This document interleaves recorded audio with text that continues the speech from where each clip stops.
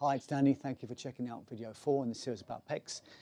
It would be remiss of me not to include some press-ups. Okay, we've got triceps and shoulders working as well, so it's not just pecs, but I like to work holistically. And you could join in if you like here. You might want to play the stretch video first.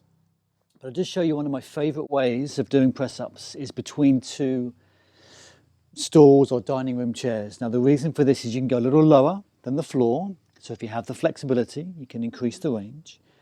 I've got a knee bend here, I've got a hip hinge here, so I'm not down or extending the spine here. You can also go forwards, down and forwards. You could change that trajectory and work the upper chest a bit more. You could take the pressure off and put 1 foot forwards. This would be great for beginners who want to do a slow, good quality press up and get good full range of motion. And you're doing part of a lunge at the same time. So for multiple reasons, as part of your workout, let's include pec major, let's include press-ups, and having a couple of options about so high will help with that range and comfort. And like I said, you can mix up the intensity there.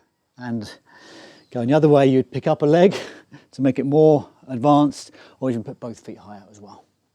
Even put your feet up on the wall and do some decline. All right, thanks for watching.